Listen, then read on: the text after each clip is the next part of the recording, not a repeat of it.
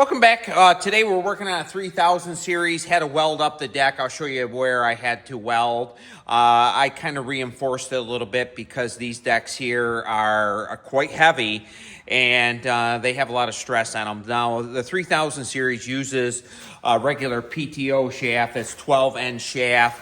Actually, it's really good. It's a good idea. I didn't particularly care for it that well. Nothing to do with a dry shaft. I didn't think they spun them fast enough, but that was just my opinion. A lot of people thought a 3000 series was a Cadillac. But we're going to get it greased. I'll show you where I welded it. We're going to make sure that the PTO shaft telescopes perfectly. And we should be in pretty good shape after we're done with that. Now we're going to grease the bearings first. Right there is the tensioner. We'll get the center one. Now we're going to grease the back one here. We're going to come back to the shaft. We'll get the fronts here. A lot of times I get these decks, the grease fittings are missing. This one might have, oh, right there it is.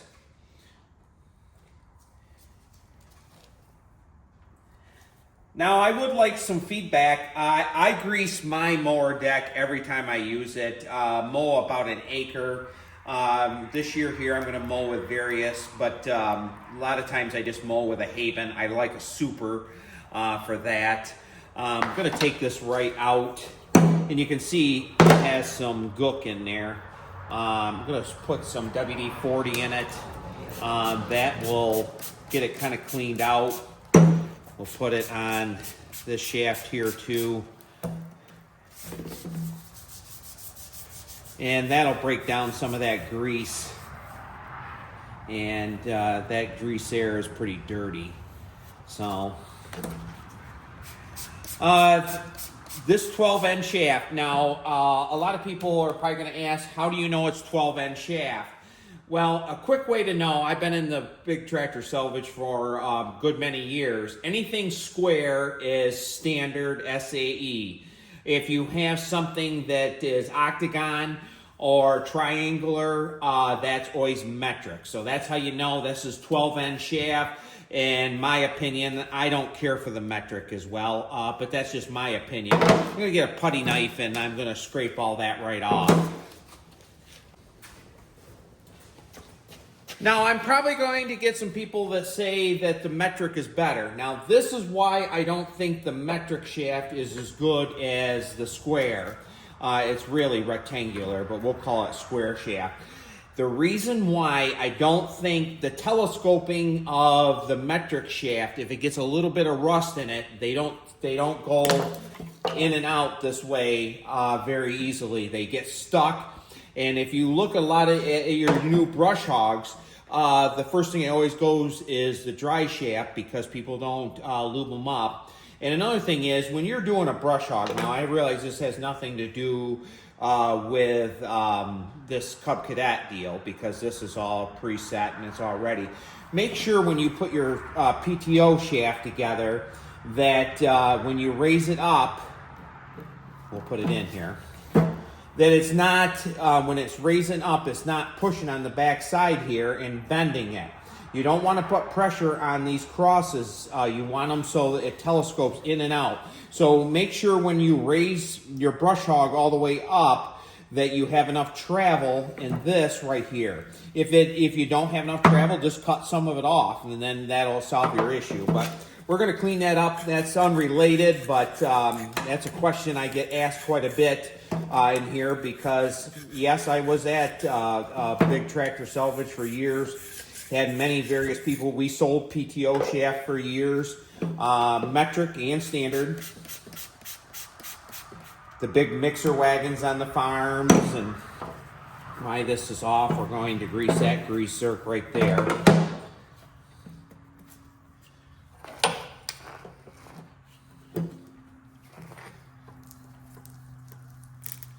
I heard it make like a clicking noise. So we're going to put that together, and then we're going to grease it. Now that just came out right there. Let's slide it in a little bit. Let's turn that over.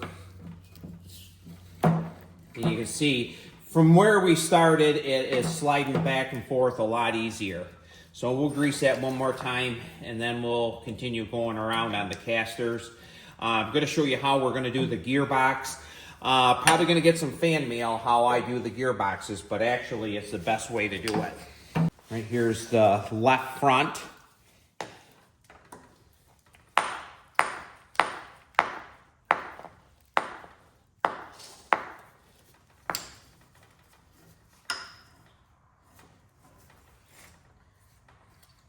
Now, I had a 3000 series right from brand new, and I had this deck on it. I think they call this the 48-inch deck. To be honest with you, that kind of gave me the idea about Cub Cadet Salvage. I thought they were nothing but junk, but that's just my opinion. Probably going to get some fan mail on that also. I didn't care for a 3000. I'm just not a big fan. Handled real nice. I love the power steering. They sat perfectly. But I didn't think they mowed as well as the old Cyclops myself, but that was just me. We're into the gearbox area right here. They originally were shipped, they had ADW90 in them. I don't put ADW90 in them. What I do is we're going to take out the plug. Takes a 3/16 to do it, hex. It's a 1/4 inch fitting. We're going to put a grease fitting in there. Now, grease is better in them, and I'm going to tell you why grease is better. We're going to pump that up a little bit. Now, we're not going to fill it full of grease, but if your seals drop out, if your seals drop out on the bottom, and you have oil in there, the oil's going to drop right out in your pulley. Your gearbox is going to go to hell on you. So, if you put grease in them, number one is you don't want to fill them up completely full of grease, but you want them to have sufficient grease in them. You don't have to worry about that because that box will it'll keep it cooler, and you don't have to worry about it running out of oil, because I'm beginning to sell a lot of these boxes right here. I think through Cub Cadet they're around $300.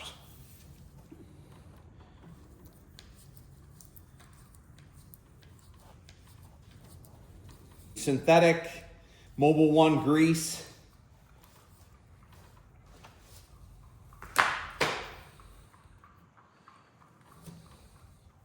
Take that back out.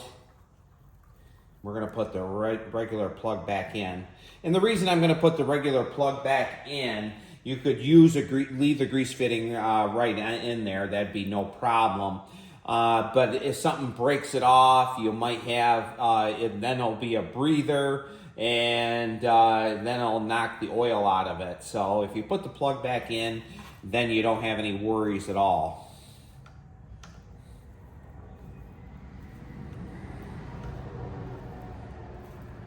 Please leave me some comments if you thought a 3000 series was good or bad. Tell me if you had good luck with yours.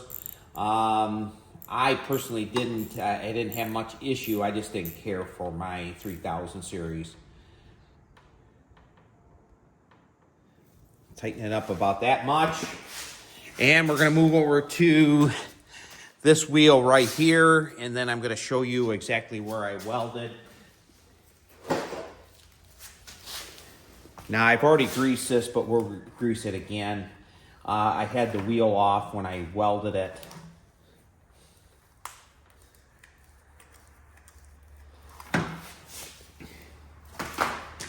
So we're, all the hooks look pretty good. We're in pretty good shape there. Actually, this is going to go to a guy that sells quite a few lawnmowers. He'll be damn happy with this deck right here. But that's where I welded it, in that area right there. I covered it up with 3M glue. body glue, actually, because I didn't want it to rust where I welded it. But I did get a very good solid weld. This deck here was in pretty good shape. So we're going to move on to the next thing. Thank you so much for watching. I hope you like the format when we mix quite a few things that happen in one day here at Macland. And we're on to the next thing.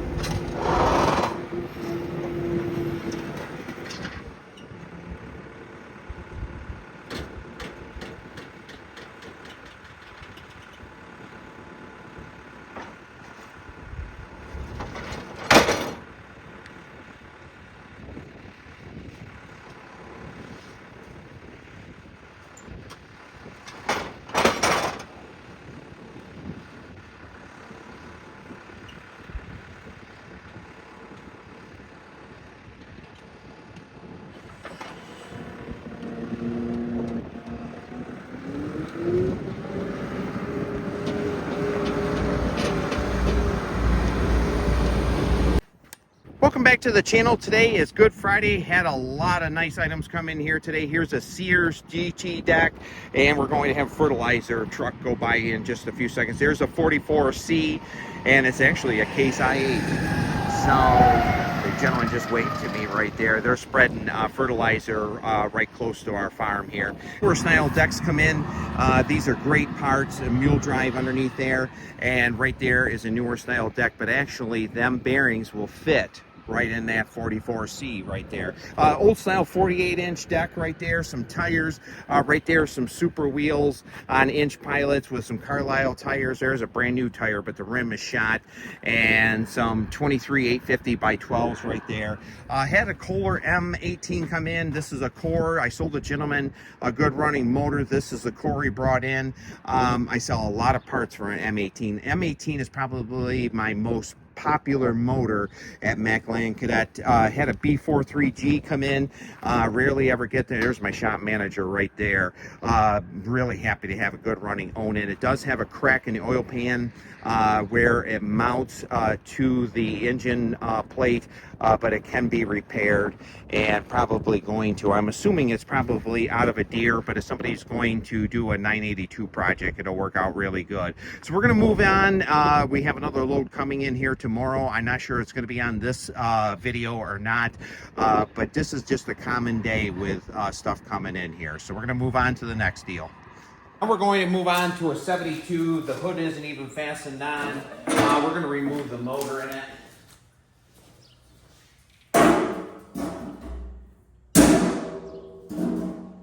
First thing we're going to do is take off the voltage regulator. After we get the harness kind of moved back, we're going to take the front nose piece off.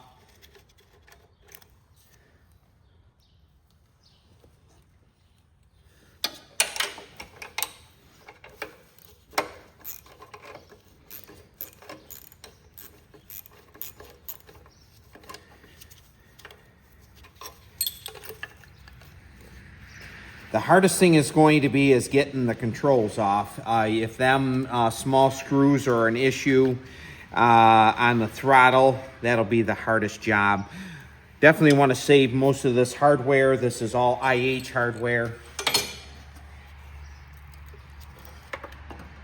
I'm going to fold that back in this area right here.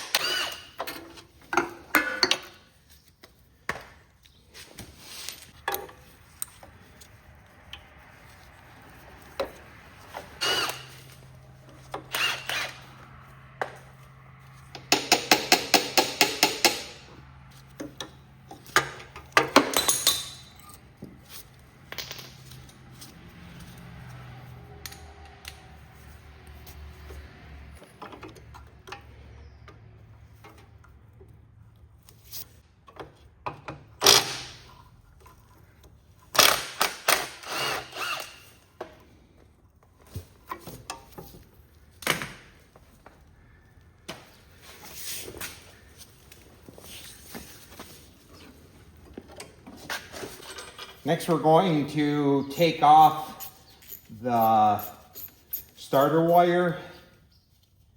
This is a charging wire. This is a starter.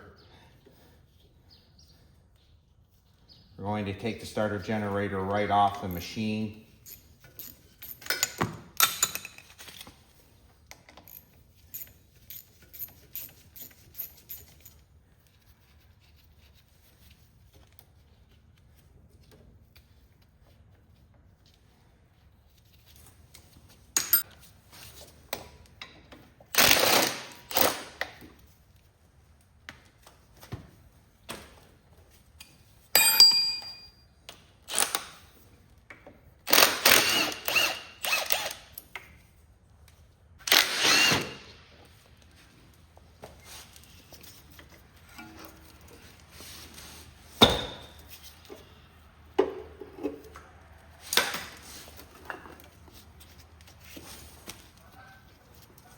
Okay, we should be in pretty good shape. Now we're going to start taking the bolts off. And we might have to put a jack underneath the other side to get this one off. We'll see. Takes a 9/16.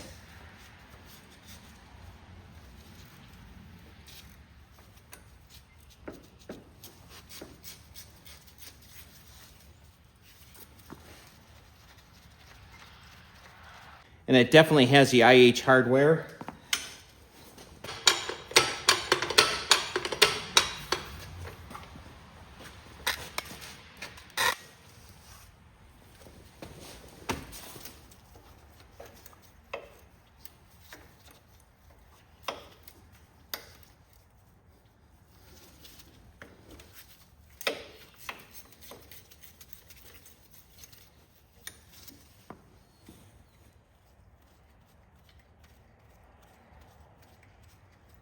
Only 4 bolts holding in the motor.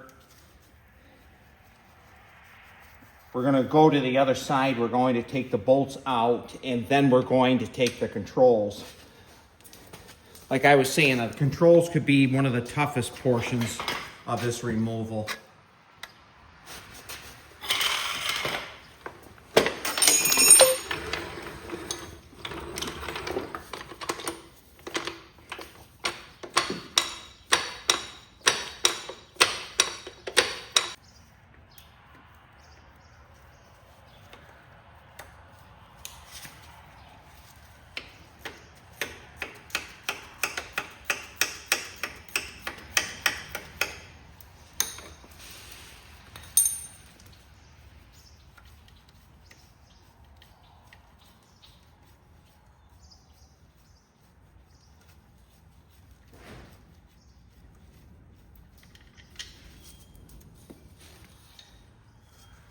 This is the last bolt, and then we're down to the controls.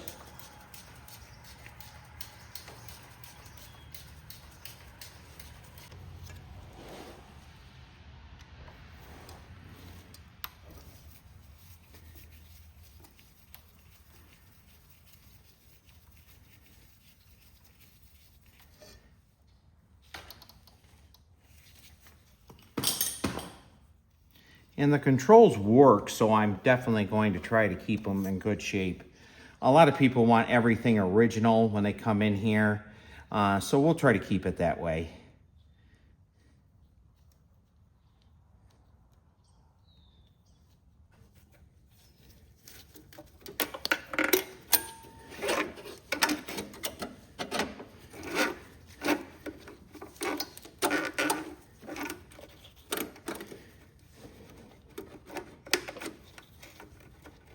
We'll leave that one in that area right there. We'll try to get it removed when we tip it up.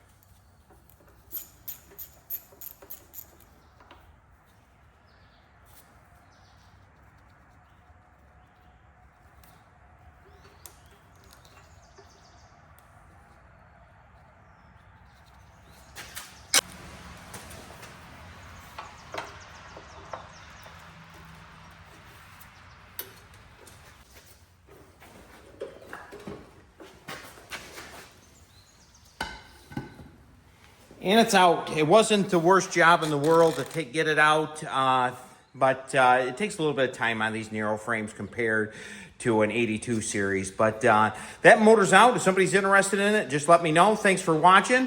If you haven't subscribed to the channel, please do so. And we'll definitely see you on the next video.